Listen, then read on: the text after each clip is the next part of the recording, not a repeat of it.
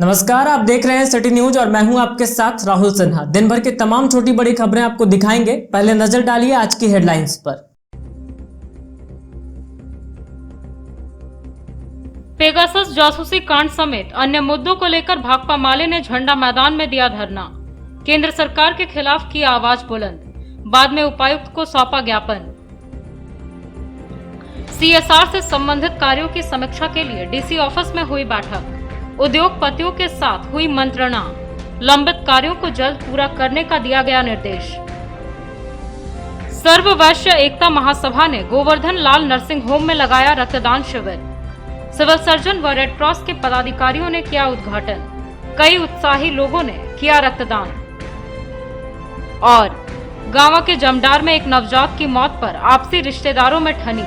मृतक के दादा ने अपने समधी पर ओझा गुनी कर बच्चे को मार देने का लगाया आरोप। थाने तक पहुंचा मामला। जांच पड़ताल में जुटी पुलिस।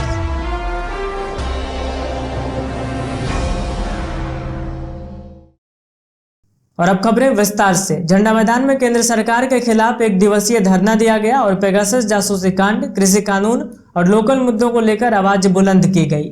धरने के बाद माले नेताओं ने उपायुक्त कार्यालय में एक मांग पत्र भी सौंपा।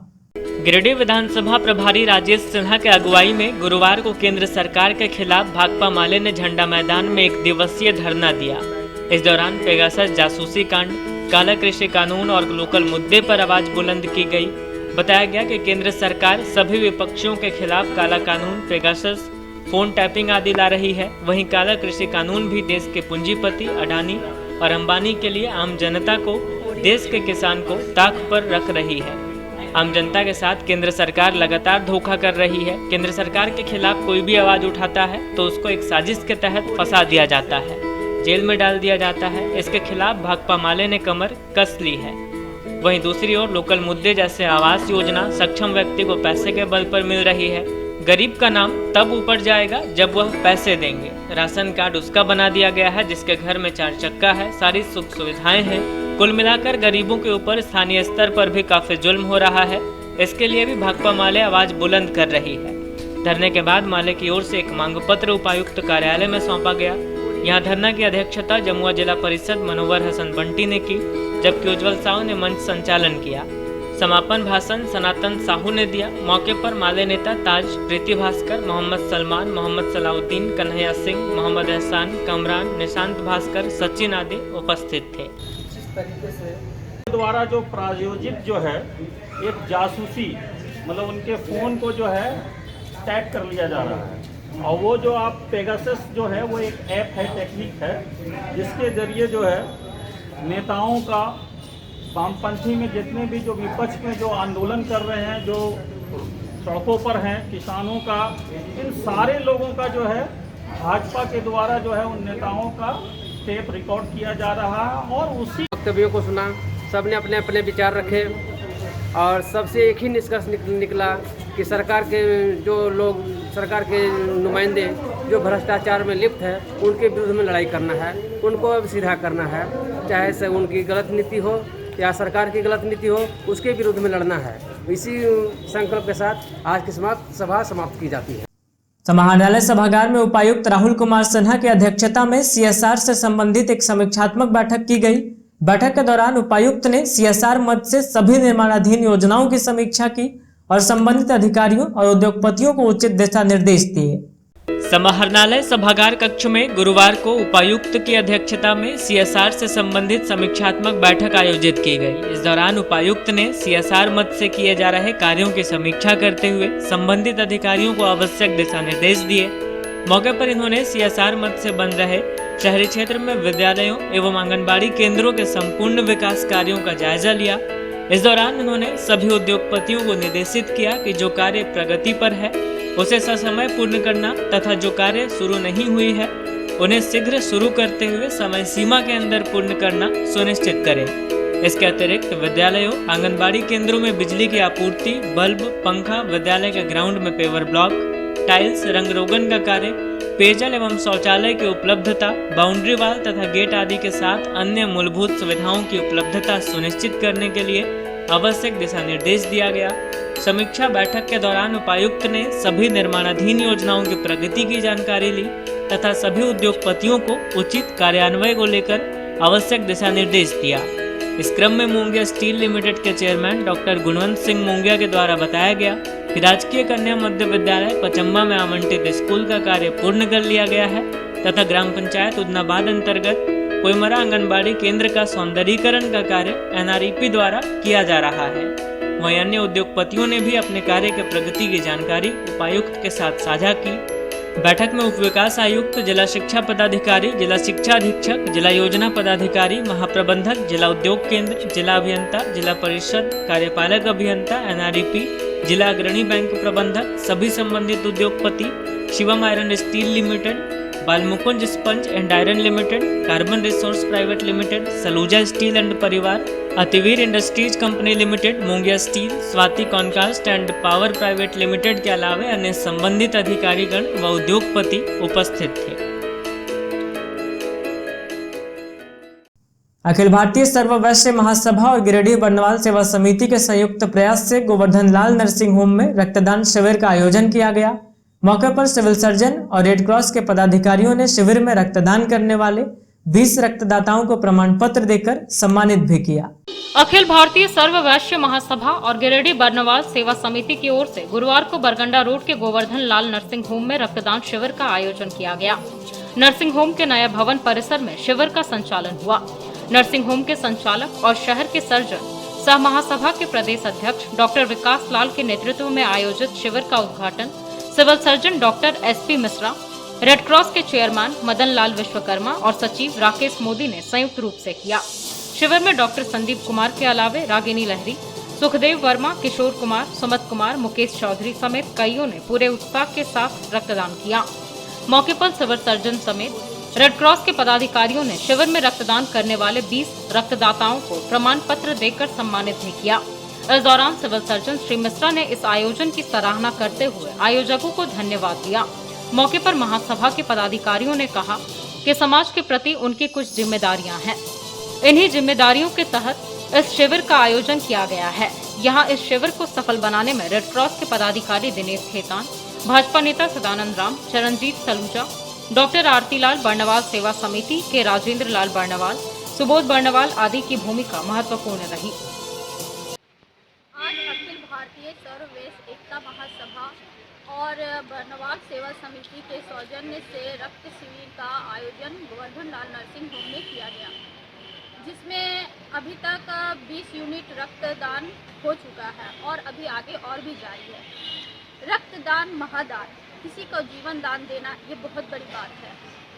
ब्लड बैंक में रक्त की कमी को देखते हुए यह कैंप को लगाया गया है। मैं उन सभी लोगों को बहुत बहुत आभार और धन्यवाद व्यक्त करती हूँ जिन्होंने आज अपना कीमती लहू लोगों के जान की रक्षा के लिए अपना कीमती लहू ब्लड बैंक में डोनेट किया। और ब्लड डोनेट करने से हमारे यहाँ शरीर स्वस्थ रहता है, हमारा ब्लड फिल्टर होता है, हमें बहुत तरह के बीमारी जैसे कि थायराइड, शुगर, BP, हार्ट आदि से भी छुटकारा मिलता है। इसलिए ब्लड डोनेट हर किसी को करना चाहिए। एक बार मैं फिर सभी को बहुत बहुत धन्यवाद और आभार व्यक्त करती हूँ जिन्होंने अपना कीमती लहू का त्याग किया। सर्व वैश्य एकता महासभा झारखंड की ओर से बर्नवाल सेवा समिति के तत्वाधान में आज गोवर्धन लाल नर्सिंग होम में रक्तदान शिविर लगाया गया। अब वर्तमान समय में रेड क्रॉस ब्लड बैंक में रक्त की कमी को देखते हुए गोवर्धन लाल नर्सिंग होम की ओर से यह आयोजन किया गया है। बर्नवाल सेवा समिति गोवर्धन लाल नर्सिंग होम का हार्दिक अभिनंदन करती है और लोगों से अपील करती है कि अधिक से अधिक लोग रक्तदान करें। रक्तदान करना अपने स्वास्थ्य के लिए अच्छा है। कम से कम 4 महीने में एक बार अवश्य रक्तदान करना चाहिए। रक्तदान महादान है। गांवा के जमडार निवासी दादा राजेंद्र मोदी ने अपने दामाद और समधी के घर नवजात पोते का शव लाकर यह कहकर रख दिया कि उन लोगों ने ही इनके पोते को डायन भूत लगाकर मार दिया है। घटना के बाद गुरुवार की सुबह पुलिस पहुंची और लोगों को समझा बुझाकर मामला शांत कराया। फिलहाल पुलिस मामले की जांच पड़ताल कर रही है। गांवा थाना क्षेत्र के जमडार में एक नवजात शिशु का शव देखा गया। नवजात शिशु का शव उसके सगे दादा द्वारा समधी के घर में रख देने का आरोप है। बताया जाता है कि जमडार निवासी राजेंद्र मोदी द्वारा अपने नवजात पोते का शव जमडार में ही बेटी व दामाद के घर यह कहकर रख दिया गया कि उसी ने ओझागुनी कर उनके नवजात पोते को मार डाला है। बता दें कि जमडार निवासी राजेंद्र मोदी के 2 सगे बेटों की मौत 2 माह पूर्व बेटी और दामाद के घर में शराब पीने के बाद संदेहास्पद परिस्थिति में हो गई थी। दोनों बेटों का मौत का आरोप दामाद व समधी पर ही लगाया गया था। उस समय दोनों का दाह संस्कार बिना पोस्टमार्टम कराए ही कर दिया गया था, लेकिन बाद में वरीय अधिकारियों के निर्देश पर छोटे बेटे का शव कब्र से निकलवाकर पोस्टमार्टम के लिए भेज दिया गया था। घटना के बाद मृतक विकास मोदी की पत्नी अपने मायके बांका बिहार चली गई। बाद में कुछ माह पूर्व मृतक विकास मोदी का एक बेटा मृतक के पत्नी के मायके में हुआ, लेकिन बुधवार को नवजात शिशु की मौत हो गई। मृतक के दादा राजेंद्र मोदी ने दामाद और समधी के घर नवजात शिशु का शव लाकर यह कहकर रख दिया कि उसी ने ही उसके पोते को डायन भूत लगाकर मार दिया है। घटना के बाद गुरुवार की सुबह मौके पर पुलिस पहुंची और लोगों को समझा बुझाकर मामला शांत कराया। वो लोग कोठा पर चढ़ गया, सब बेटी दामाद समधीन उसका बाप तीनों चारों बोला 10 दिन रुको, 10 दिन में फिर स्कूल दिखाते हैं। और परसों मंगर हुआ, वो लोग मसान में गया और मसान जाने के बाद कल हमारा लड़का पोता डेट हो जाता है, उसी में पोता ले जल गए, तल पोता खत्म। यही बात है। इधर थाना प्रभारी सूरज कुमार ने कहा कि मामले की जांच पड़ताल की जा रही है। नवजात के शव को परिजनों के हस्तक्षेप के बाद दफन कराने के लिए भेज दिया गया है। ग्राम जमडार में परसों राजेंद्र मोदी का पोता का मृत्यु उसके समधन के घर बांका बिहार जिला बांका में मृत्यु हुए थे। राजेंद्र मोदी का उसकी बेटी से आपसी विवाह चला था। इसके संदर्भ में अपना पोता का लाश को लाकर ये उससे बेटी होने गया था और उसका आरोप प्रत्यारोप लगाया था कि तुम्हें मेरे बेटा को मार दी। इस संबंध में उसका पोता को उसके घर में लगा था। आज सुबह प्रशासन के हस्तक्षेप के बाद राजेंद्र मोदी द्वारा अपने पोते का क्रियाक्रम किया गया। गिरिडीह कॉलेज में सेमेस्टर 3 के एडमिशन में अनियमितता का आरोप लगाकर एबीवीपी कॉलेज और नगर इकाई का एक प्रतिनिधि मंडल गुरुवार को कॉलेज के प्राचार्य डॉक्टर अशोक कुमार से मिला और एक ज्ञापन सौंपा। मौके पर कार्यकर्ताओं ने सेमेस्टर 3 के नामांकन शुल्क में बढ़ोतरी के बाद छात्र छात्राओं को हो रही समस्याओं से उन्हें अवगत करवाया और इसे कम करने की मांग की। अखिल भारतीय विद्यार्थी परिषद गिरिडीह कॉलेज इकाई और नगर इकाई का प्रतिनिधि मंडल गुरुवार को गिरिडीह कॉलेज प्राचार्य डॉक्टर अशोक कुमार से मिला और बीए सेमेस्टर 3 में एडमिशन में हो रही अनियमितता की शिकायत की। इस दौरान परिषद के कार्यकर्ताओं ने बताया कि इस वर्तमान परिस्थिति में जहां संपूर्ण समाज जिंदगी और मौत से जूझ रहा है, लोगों की आर्थिक स्थिति अच्छी नहीं है, भूखमरी की स्थिति उत्पन्न हो गई है, तो वहीं दूसरी ओर गिरिडीह कॉलेज प्रशासन सेमेस्टर 3 के छात्र छात्राओं से मनमानी तरीके से 1180 रुपए वसूली कर छात्र छात्राओं के साथ बहुत बड़ा अन्याय कर रहा है। कहा कि पूर्व में एडमिशन फीस 680 रुपए लगता था, पर अचानक से बढ़ोतरी समझ से परे है। कॉलेज में अधिकतर छात्र छात्राएं जो ग्रामीण क्षेत्र और सुदूरवर्ती इलाके से आते हैं और इस वर्तमान परिस्थिति में उनके परिवार की आर्थिक स्थिति खराब है। ये सभी छात्र छात्राएं इसका भुगतान करने में असमर्थ हैं और इस स्थिति से ये पढ़ाई छोड़ने को मजबूर हैं। जब प्राचार्य को इस मुद्दे पर ज्ञापन सौंपने का प्रयास किया गया तो प्राचार्य ने ज्ञापन लेने से इनकार कर दिया और कहा कि आप वाइस चांसलर को यह ज्ञापन सौंपें, यहाँ कुछ नहीं होगा इस विषय में। लेकिन काफी गहमागहमी के बीच अंत में प्राचार्य ने ज्ञापन स्वीकार कर वाइस चांसलर को ज्ञापन फॉरवर्ड किया। इस दौरान अभाविप के प्रदेश कार्यकारिणी सदस्य आशीष सिंह, नगर मंत्री आकाश श्रीवास्तव, नगर सह मंत्री अक्षय कुमार, आशीष सिंह, नगर एसएफडी प्रमुख रोशन चंद्रवंशी, नगर कार्यकारिणी सदस्य विशाल तिवारी, कॉलेज कार्यकारिणी सदस्य सतीश कुमार, सक्रिय कार्यकर्ता अभिषेक कुमार, राहुल राणा, अनिकेत कुमार, शिवम गुप्ता, प्रवीण कुमार, संतोष कुमार आदि उपस्थित रहे। सर हम आपको दे रहे हैं, आप ये चीज नहीं, हम कुछ नहीं कर सकते। 15 दिन ऐसे निकल जाएगा तो आप खुद कीजिए ना, आप दे सकते हैं ना। कुछ नहीं कर सकते। तो भाई क्या दिक्कत? छात्र दे रहा है। हाँ भाई सर, लेकिन प्रिंसिपल ना चाहिए ना सर। अभी देखिए सर, अभी जिस तरह सिचुएशन है उसके अनुसार अभी ये बच्चा को वही लगना चाहिए, पहले लगा हुआ था। चला जाएगा लेकिन कोई फायदा नहीं। हाँ जी सर, एक बार आप बार वही चीज हो रहा है सर। ये तुम जो बात कर रहे हो बार बार होगा ही। एक बार आप आश्वासन सुनिए ना, ये चांसलर से हो रहा है तो राज्यपाल क्या करोगे? पहले सर आप एक बार बोले थे कि भी माफ जो ले लिया गया है वो माफ कर दिया जाएगा। हम बोलते हैं ऑर्डर नहीं आया, एग्जामिनेशन में सर कम कर दिया गया और एडमिशन की कॉलेज बढ़ा दिया, मतलब तुम लोग इससे बात कर दो, कॉलेज बढ़ा दिया, कॉलेज ले रहा है पैसा। रिव्यू सर कौन इसका लेगा? रिव्यू क्या हजारीबाग से होता है, जाकर बात करो तुम। सर तो कॉलेज का कोई रिस्पॉन्सिबल नहीं, कोई नहीं रिस्पॉन्सिबल, कोई नहीं चार्ज फॉरवर्ड कर देना, चल जाएगा। आप बार-बार से करेगा, हम कुछ नहीं करेंगे, बस बार-बार फॉरवर्ड कर देते हैं। हम नहीं कुछ कर सकते, हमको बोला कि ये चांसलर का डिसीजन है, कुछ होना चाहिए ना सर। आप अगर बार-बार फॉरवर्ड कर रहे हैं, तो पिछले बार भी आपने बोला था। हाँ तो हम नहीं करेंगे, छोड़ दो, ले जाओ यूनिवर्सिटी में सीधे ले जाओ। हम क्या कर सकते हैं भाई, फीस हमारा मामला है, फीस 25% माफ करने का चिट्ठी आ रहा है, जो पावर है वो उसमें ही तक ना 25% माफ करेगा कि नहीं करेगा। इसमें आप बोले थे क्या कि हम जो अगला बार जो प्राचार्य को आवेदन देवे मत करो, इसीलिए गड़बड़ होता। तुम ना वाइस चांसलर को आवेदन दो ना, फॉरवर्ड करते अभी भेज देते हैं।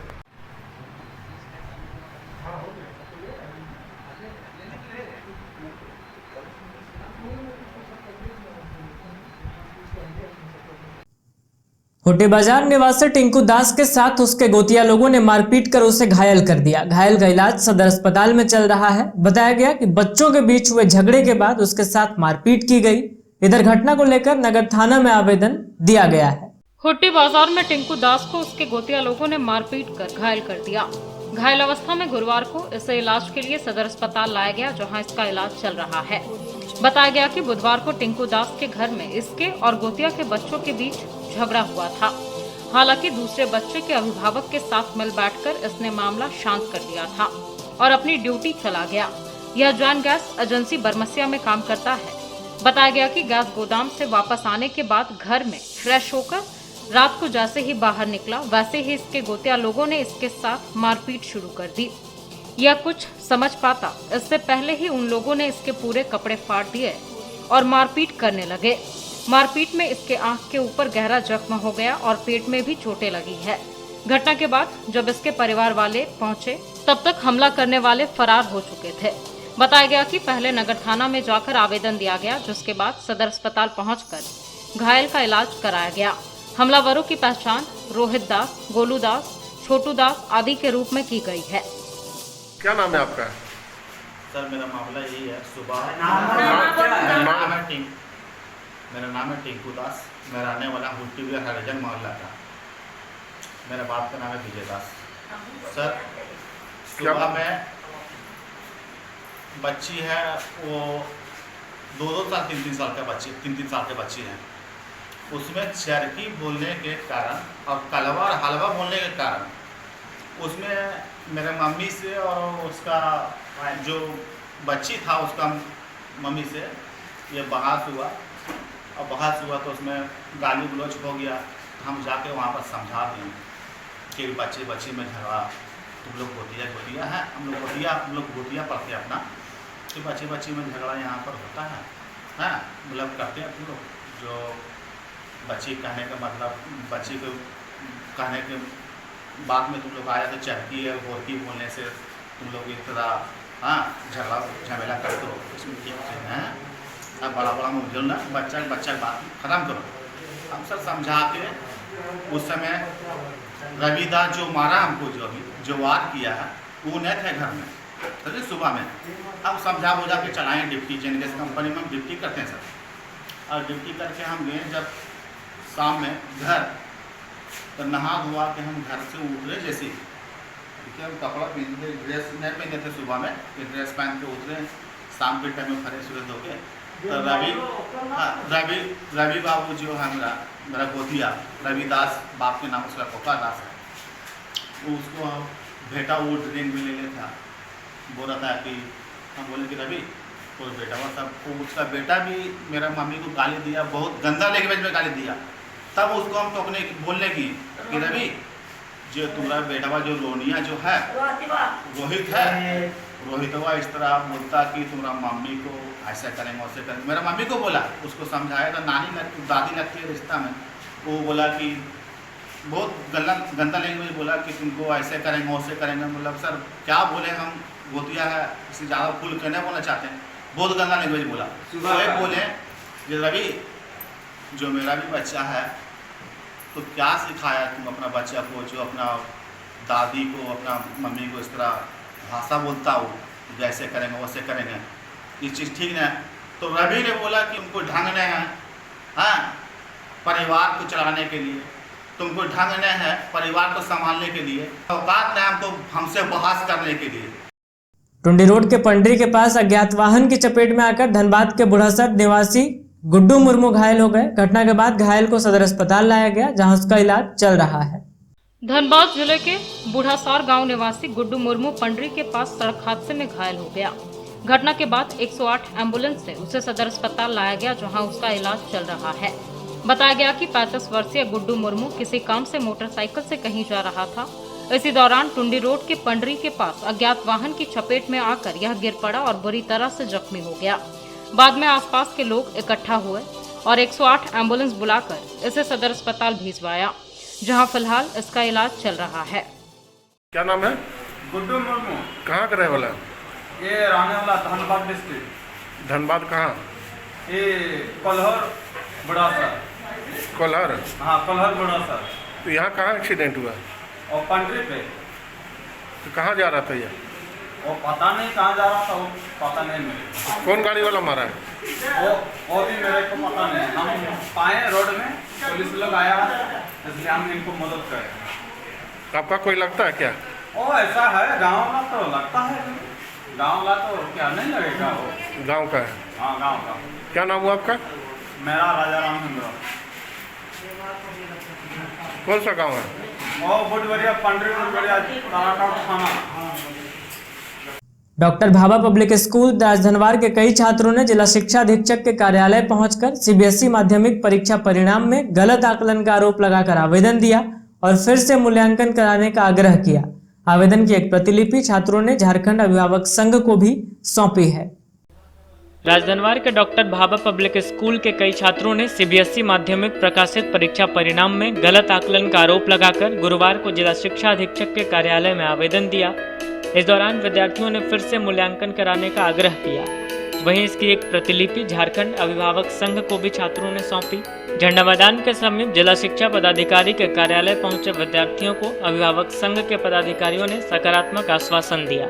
मौके पर उपस्थित अभिभावक संघ के उपाध्यक्ष रंजित राय ने बताया कि छात्रों के द्वारा सूचना मिली है कि प्रकाशित परीक्षा परिणाम गलत आकलन पर मूल्यांकन किया गया है, जिसे जिला शिक्षा पदाधिकारी के साथ बैठकर वार्ता किया जाएगा। मौके पर संबंधित छात्र अभिषेक कुमार, राजेश दास, नंदन पांडे, अंकित कुमार सहित कई छात्र मौजूद थे। शिक्षा मंत्री, वही स्थिति है कल्याण विभाग का। अभी कल्याण खुला है, लेकिन 2020 में जो विद्यार्थी नामांकन लिए हैं उन्हें अभी छात्रवृत्ति नहीं मिलेगा। क्यों? ये मांग रहा है कल्याण विभाग ई कल्याण में कि 21-22 का चालान आप जमा करें, तो छात्रवृत्ति कहाँ से 20 वाले? इन लोगों का मांग क्या है? इन लोगों का मांग ये है कि जो 9th में या प्री बोर्ड में जो मार्क्स है उसके आधार पे इन लोगों का मार्क्स मिले। कितने लगभग बच्चे हैं? ये लोग बताएं कि 40+। ऐसे विद्यार्थी की 40 विद्यार्थी से ज़्यादा। अभी आप लोग यहाँ ये लोग अभी 15 विद्यार्थी आए हैं। हम है doctor Bhabha public school Rajdhanwar Barjo से। जब रिजल्ट आया तो मैंने स्कूल में कॉल किया तो सर बोलते कि तेरा चेहरा याद नहीं रहा, प्रिंसिपल सर। तो क्या हम ये जानना चाहते कि सर चेहरा देखकर रिजल्ट दे रहे थे या फिर हमारा मीन्स एग्ज़ाम को देखकर, हमारे परफॉर्मेंस जब वहाँ के डायरेक्टर को बोला गया तो वो बोलते हैं कि शायद प्रिंसिपल सर चेंज कर दिया, हम तो तेरा रिजल्ट दूसरा दिए थे। और डायरेक्टर सर का बोलना है कि दूसरा रिजल्ट था। टीचर्स बोलते हैं कि हमारा जो हम लोग को पढ़ाते हैं वो बोलते हैं कि तेरा रिजल्ट ऐसा नहीं था।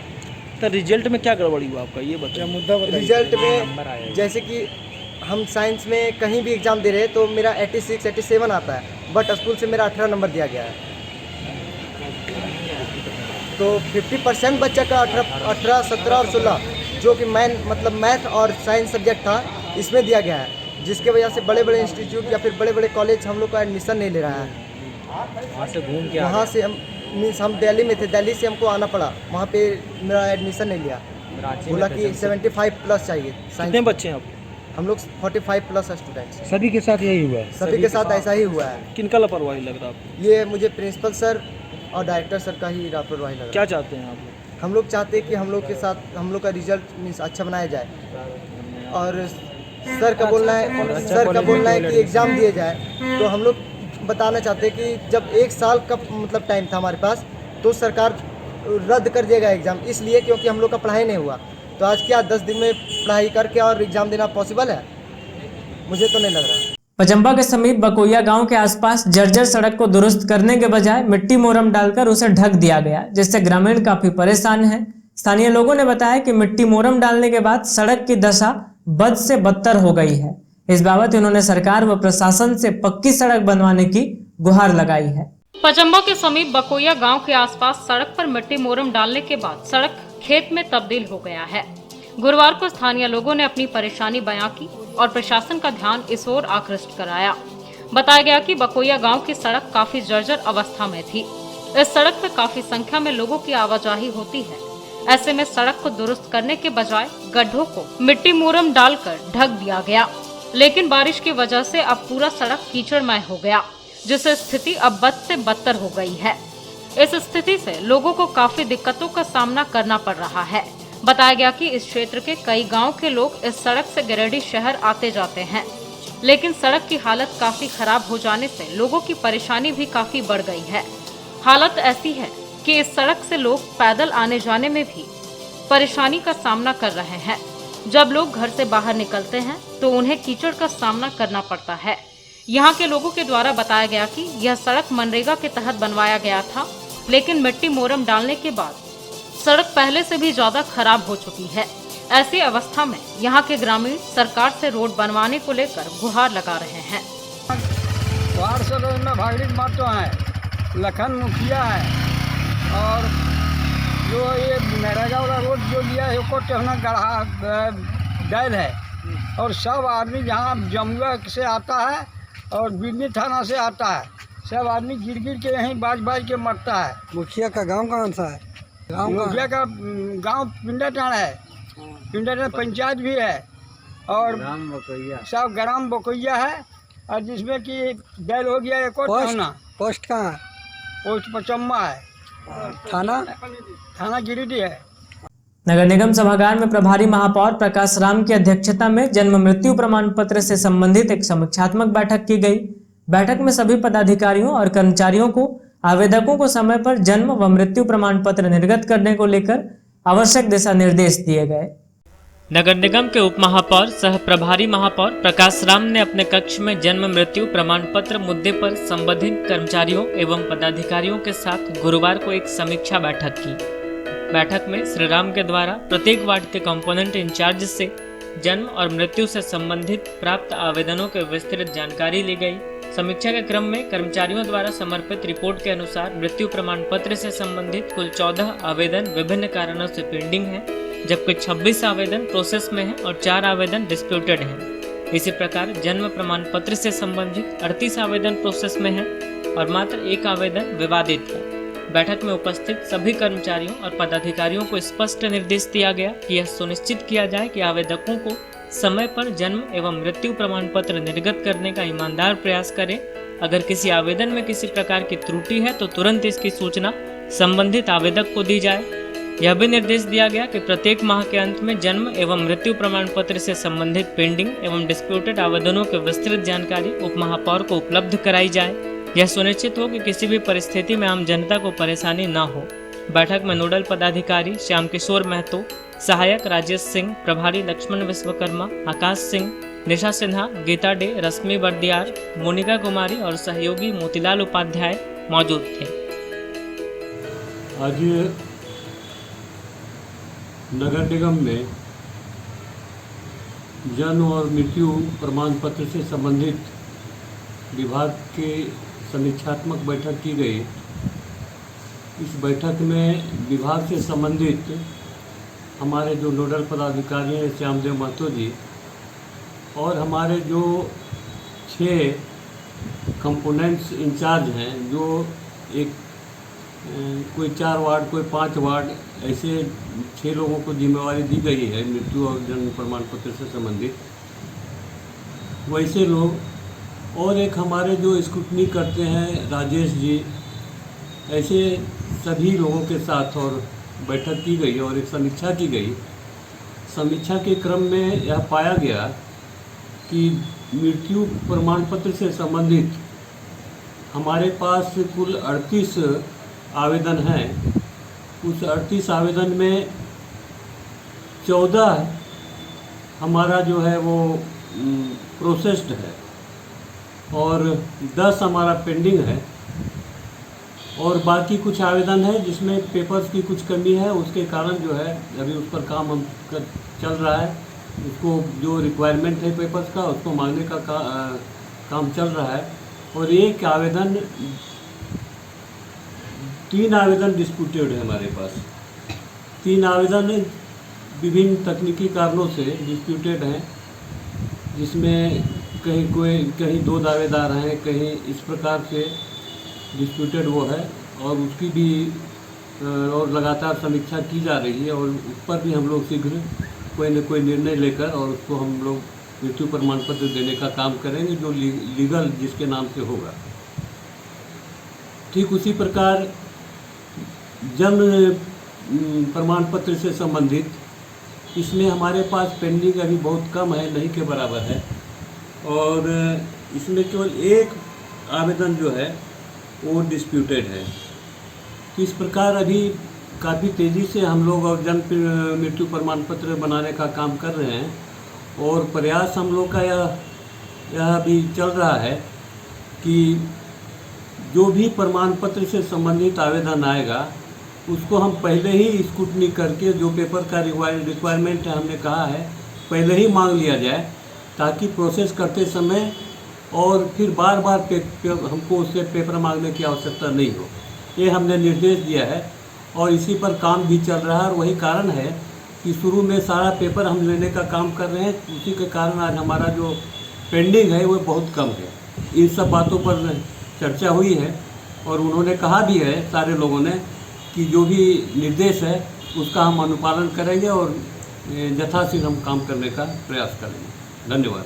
जोरबाद के धोबियाहरी में गुरुवार को एक कैंप लगाकर लोगों को सरकारी योजनाओं का लाभ दिलाने की प्रक्रिया प्रारंभ की गई। शिविर में लगभग 100 लोगों ने आवेदन दिया, जिसमें से 30 लोगों की समस्याओं का निष्पादन तुरंत कर दिया गया और अन्य की समस्याओं का निष्पादन जल्द करने की बात कही गई। चैताडीह के समीप जोरबाद के धोबियाहरी में गुरुवार को एक कैंप लगाकर लोगों को सरकारी योजनाओं का लाभ दिलाने की प्रक्रिया प्रारंभ की गई। बताया गया कि अंचल अधिकारी रवि भूषण के निर्देशानुसार वार्ड नंबर 22 के सामुदायिक भवन में हल्का 9 के लोगों के बीच हल्कावार जाति, आय, आवासीय, वृद्धा पेंशन समेत अन्य कार्य से संबंधित शिविर का आयोजन किया गया। बताया गया कि सीसीएल क्षेत्र के लोगों को प्रमाण पत्र बनाने में काफी मुश्किल आ रही थी, जिसको लेकर शिविर का आयोजन कर लोगों की समस्याओं का निष्पादन किया गया। शिविर में लगभग 100 लोगों ने आवेदन दिया, जिनमें से 30 लोगों के समस्याओं का निष्पादन त्वरित कर दिया गया, वहीं अन्य का जल्द निष्पादन करने की बात कही गई। मौके पर अंचल अधिकारी रवि भूषण प्रसाद, सीआई जितेंद्र प्रसाद, कर्मचारी शंभू विश्वकर्मा, वार्ड पार्षद गुड़िया देवी, वार्ड पार्षद प्रतिनिधि अशोक रजक, समाजसेवी विनोद राणा आदि मौजूद थे। कि कुछ ऐसे स्टेप आ रहे हैं जिससे बहुत खुशी की बात है। हमको लग रहा है कि जिस तरह से ममता दीदी बंगाल में सरकार घरे के द्वारे उस तरह का कार्यक्रम जो चलाई थी और आज झारखंड सरकार में भी जो है आज सरकार घर के द्वार आकर के जो जाति आवासीय आय बनाने का ये जो सिलसिला जो शुरू हुआ है, हम तो सरकार को धन्यवाद देना चाहते हैं कि इस तरह के कार्यक्रम करके और ख़ास करके ये सीसीएल इलाके में जो आज इतने दिनों से आय जाति आवासीय के नाम पर जो है लोग परेशान थे, बहुत तबाह थे, आज ये बनना जो शुरू हुआ है। लेकिन मैं ये कहना चाहता हूँ कि जिनके पास में सरकार जो सीसीएल क्षेत्र में खतियान है उसका तो जाति तो बन जा रहा है, आसानी हो रही है, लेकिन जिसका पास में खतियान नहीं है और वैसे लोग जो अगर 30-40 वर्ष से रह रहे हैं उनका भी खतियान बनना चाहिए। माध्यम कुछ और हो, उसको सुलभ किया जाए। मेरा सरकार से कहना है कि जाति में खास करके जाति प्रमाण पत्र में कि जिन परिवारों का यहाँ पर जो 30-40 वर्षों से रह रहा है उसको वोटर जो कार्ड होता है, जो वोटर जो आदमी जब से वोट देना हिंदुस्तान जब आज़ाद हुआ उसके दरमियान से जो 1952 ईस्वी से जो है तो हम उसको मान करके चले। अब उसके जो पूर्वज यहाँ पर हैं उसके आधार पर हम उसको जाति प्रमाण पत्र निर्गत करना शुरू करें, ताकि ये जाने कि 30-40-50 वर्षों से यहाँ पर रह रहे हैं तो सीसीएल क्षेत्र के लोगों को कल्याण होगा, उनके बाल बच्चों को शिक्षा में आगे बढ़ेंगे, लोगों की तरक्की होगी, देश की तरक्की होगी। या क्या क्या देखें? आज वार्ड नंबर 22 में सामुदायिक भवन एक कैंप लगाया गया जिसमें जाति आवासीय प्रमाण पत्र के निर्गत करने के लिए बहुत कठिनाई से गुजरना पड़ रहा था सीसीएल क्षेत्र के माध्यम से, और इसी में अंचल अधिकारी के द्वारा ये कैंप लगा। इसमें बहुत सारे लोग आए और अपना फॉर्म जमा किए, और इसके साथ साथ विधवा पेंशन है, वृद्धा पेंशन है, इसका भी आज ही के दिन में कैंप लगा करके निपटारा किया गया है। इसमें लगभग 100 सब मिला के 100 आदमी होंगे। अंत में आइए फिर से नजर डालते हैं आज की हेडलाइंस पर। पेगासस जासूसी कांड समेत अन्य मुद्दों को लेकर भाकपा माले ने झंडा मैदान में दिया धरना। केंद्र सरकार के खिलाफ किया आवाज बुलंद। बाद में उपायुक्त को सौंपा ज्ञापन।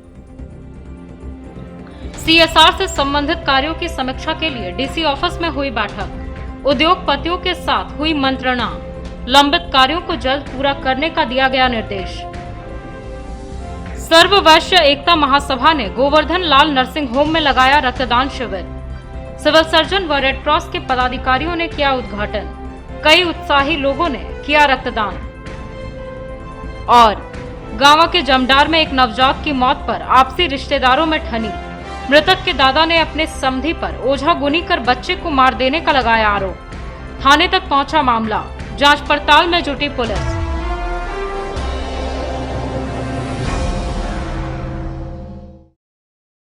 आज के अंक में बस इतना ही। अगले अंक में फिर होगी मुलाकात कुछ अन्य खबरों के साथ। तब तक दीजिए हमें और हमारी पूरी टीम को इजाजत। नमस्कार।